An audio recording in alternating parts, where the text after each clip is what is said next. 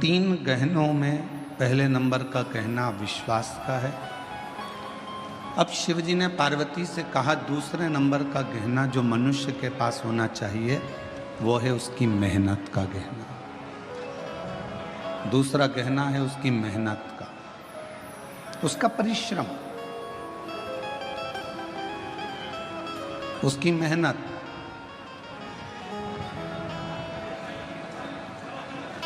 ये दूसरे नंबर का गहना है आपकी मेहनत का गहना। यदि आप थोड़ी सी भी मेहनत कर रहे हो, थोड़ा सा भी परिश्रम अपनी जिंदगी में कर रहे हो, तो ये निश्चित है कि आप अपनी मंजिल तक भी पहुंचोगे और आपको आपका लक्ष्य भी प्राप्त हो।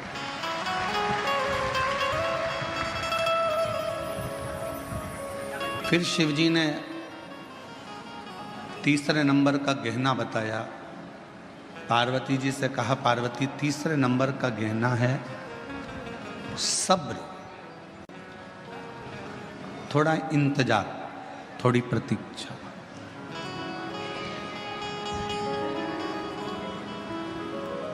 ये तीसरे नंबर का गहना है आपका सब्र। पहले नंबर पर है, जम के बोलो, विश्वास। दूसरे नंबर पर है मेहनत और तीसरे नंबर पर है सब्र, थोड़ा इंतजार। जब आपने विश्वास कर लिया, भरोसा कर लिया, फिर आपने मेहनत कर ली और मेहनत करने के बाद भी अगर आपको फल नहीं मिल रहा है, विश्वास करने के बाद भी यदि आपको फल प्राप्त नहीं हो रहा है, तो फिर थोड़ा सा इंतजार करना, मेहनत करते रहना, विश्वास करते रहना, फिर थोड़ा इंतजार करना, और इंतजार का फल जब मिलेगा तो जीवन एकदम आनंदित हो जाएगा, फिर दुख नहीं। शिरडी के साईं बाबा का एक मूल मंत्र है श्रद्धा सबूरी। श्रद्धा होना चाहिए और सबूरी होना चाहिए, थोड़ा प्रतीक्षा, थोड़ा इंतजार।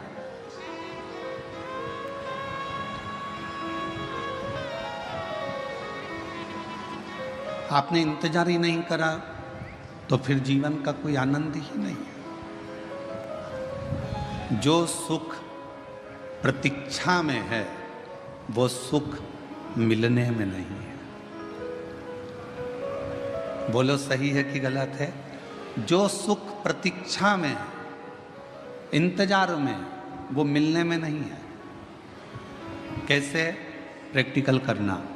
तुम्हारे घर में टीवी नहीं थी, या 4 व्हीलर गाड़ी नहीं थी, 2 व्हीलर गाड़ी नहीं थी, या फ्रिज नहीं था, वॉशिंग मशीन नहीं थी, या तुम्हारे घर में कोई जो तुम्हें ज़रूरत है वो चीज़ नहीं थी, तुमने उसकी प्रतीक्षा करी, इंतजार करा। टीवी आएगी, दशहरे पे आएगी, दिवाली पर आएगी, सोफ़ा सेट आएगा, या फिर 4 व्हीलर गाड़ी आएगी, 2 व्हीलर गाड़ी आएगी, इंतजार करते रहे, इंतजार करते रहे। बहू आएगी, बहू आएगी, बहू आएगी, इंतजार करते रहे। और फिर जब प्रतीक्षा पूरी हो गई, बेटे की शादी हो गई, बहू आ गई, या गाड़ी आ गई, या सोफा सेट आ गया, या टीवी आ गई, इसके बाद उसके बाद का फिर समय तुम जानो, क्योंकि अभी हमारी बहू नहीं आई। उसके बाद का तुम जानो।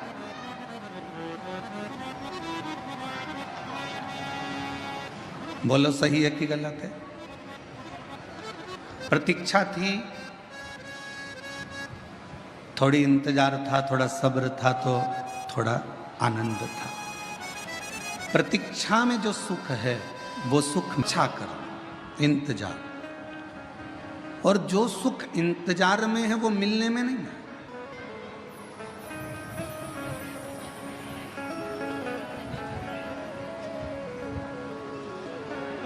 अच्छा विचार करिए थोड़ा सा। जब तक भगवान नहीं मिल रहा ना, शंकर भगवान, जब तक तुम्हें शिव महापुराण की कथा नहीं मिलती ना, 1, 1:15, 1:30 बजे तक तुम ऐसी बेचैन रहती हो, इधर उधर उधर उधर उधर। और जैसे ही कथा चालू हुई और शिव महापुराण की कथा मिल गई, फिर तुम्हारी प्रतीक्षा समाप्त हो गई, फिर उससे मिल लिए, कथा 2.5 घंटे की कानों में पड़ गई। अब फिर जैसे ही सुध नहीं रहेगी, क्यों इतनी जल्दी 4 बज गई? जिसका इंतजार रहता है ना, और उससे अगर मिलन हो जाए तो उससे मिले हुए 10 घंटे, 12 घंटे, 8 घंटे, 4 घंटे थोड़े से लगते हैं। इतनी जल्दी? फिर 4 बजते से ही अपनी अपनी दरी संभाली, बेग पीछे करा,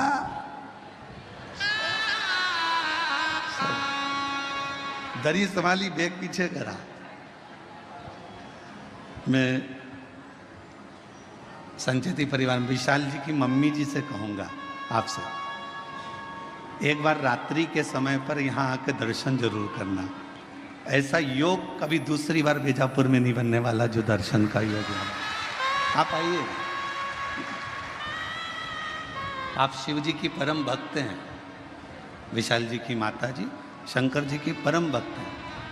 कई सालों से सोमवार का व्रत चाहे कुछ भी हो गया जिंदगी भर नहीं छोड़ा है, सोमवार का व्रत आज तक कर रहे हैं शिव भक्त। तो मैं निवेदन करूंगा ऐसे शिव भक्तों का, आप रात्रि को आकर एक बार जरूर दर्शन करें, बड़ा सुख मिलेगा आपको। 4 बजते से ही बेग पीछे खसकाया,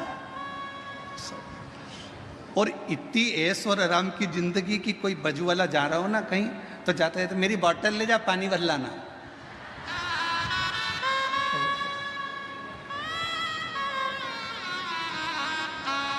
हम तो बाबा के भरोसे चलते हैं, हम तो बाबा के भरोसे चलते हैं, ये दुनिया वाले जलते हैं, ये दुनिया वाले जलते हैं, डमरू वाले के भरोसे चलते हैं, काशी वाले के भरोसे चलते हैं, सीहोर वाले के भरोसे चलते हैं। प्रतीक्षा में जो सुख है वो मिलन में नहीं है।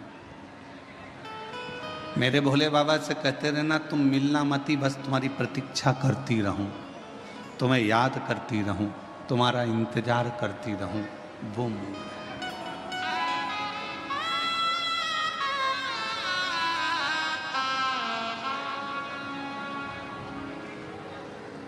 तुम्हारा इंतजार मूल है।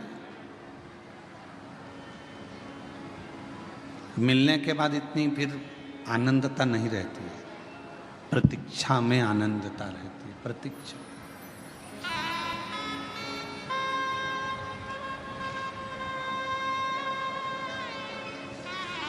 तीन गहने मेरे शंकर भगवान ने बताए हैं। पहले नंबर का बोलते जाओ, विश्वास। स्टेशन पर पहुंचते से ही अगर तुम जैसे ही पहुंचे और वैसे ही धड़धड़ाती हुई ट्रेन तुम्हारे सामने आ जाएगी तो तुम्हें घबराहट हो जाएगी।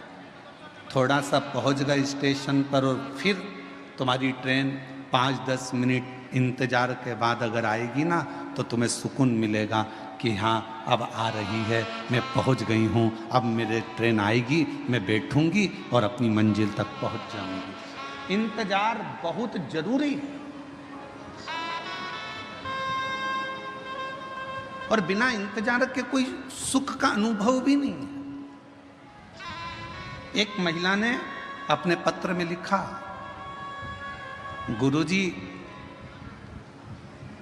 मुझे 24 साल तक औलाद नहीं हुई। कितने साल?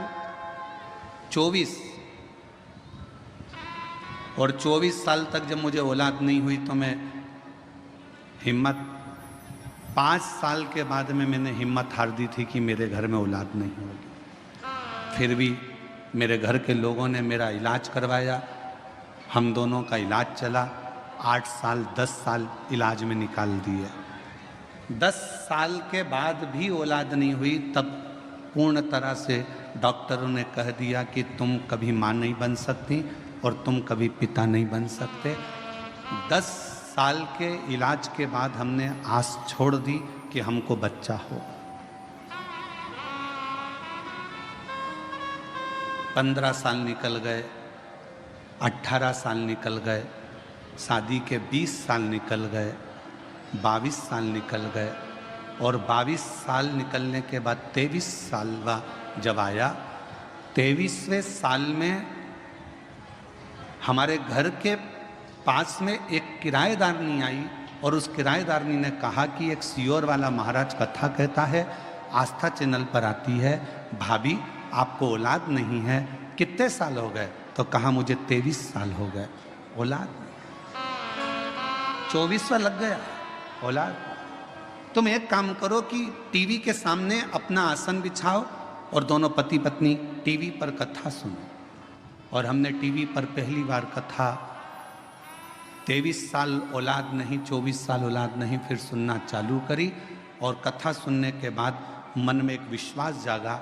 आप कहते हो कि विश्वास पूरा रखना शिव जरूर देगा, तो 24 साल शादी के होने के बाद जब विश्वास जागा, तब पशुपति व्रत किया, आराधना करी, सफ़ेद आंकड़े की जड़ को बांधा, शिव जी से बारंबार निवेदन करा, तो भी संतान का सुख नहीं।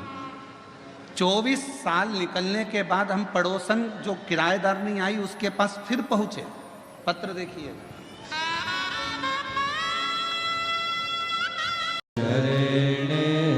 पड़ी मांगो घड़ी रे घड़ी, दुख काटो दया करी निदर्शन आपो।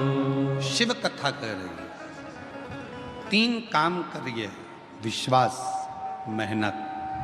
डॉक्टर को भी शिव का एक रूप मानकर उसके पास जरूर जाओ। जांच बोले जांच कराओ, दवाइयाँ दे दवाइयाँ खाओ, और विश्वास रखो कि मेरे घर का ये व्यक्ति ठीक होकर ही रहे। फिर थोड़ा सा इंतजार करो, थोड़ा इंतजार। गलत जगह पर मत चले जाना। जब व्यक्ति दुखी होता है, तकलीफ में आता है, कष्ट में आता है, तो फिर वो 2-4 जगह दूसरी जगह भी जाता फिरता है। फिर कोई ने कह दिया ऐसा कर लो, फिर कोई ने कह दिया वैसा। ना ना ना, सारी समस्या का हल श्री शिवाय बोल बम का नारा है। फिर नहीं भटक।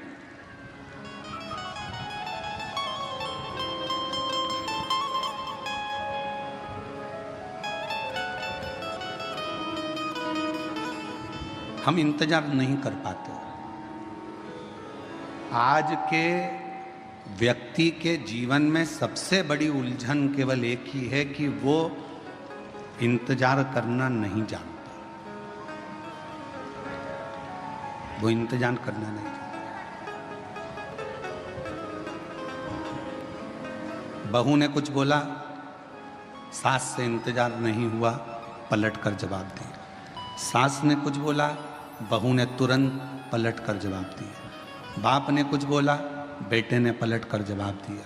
बेटे ने कुछ बोला, बाप ने पलट कर जवाब दिया। भाई ने कुछ बोला, भाई ने पलट कर जवाब दिया। आज के जमाने में लोग थोड़ा सा इंतजार नहीं करते।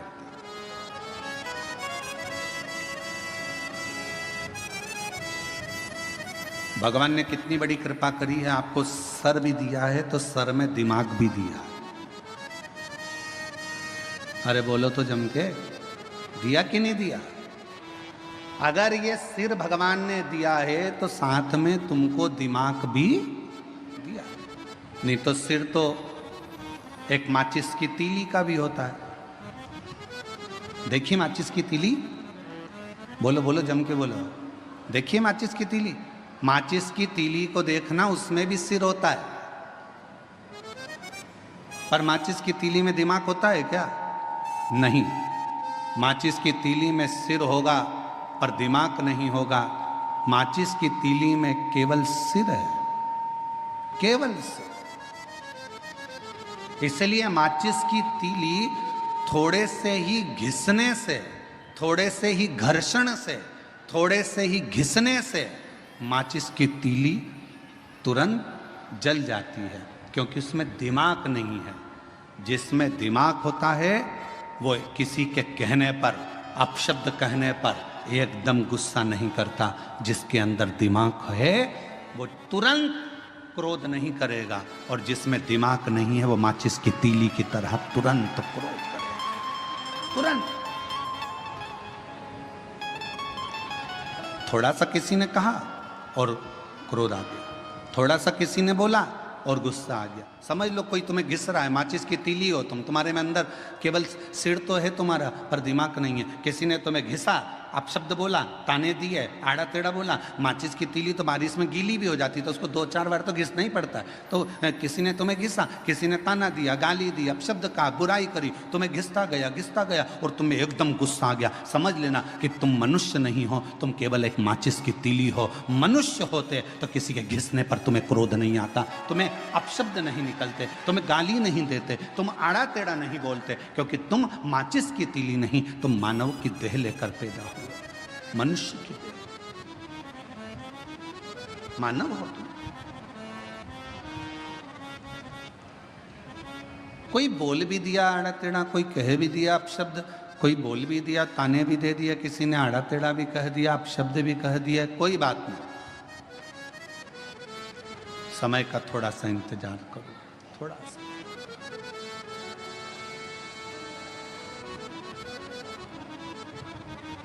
कभी मौका लगे ना तो एक बार शिव महापुराण की रुद्र संहिता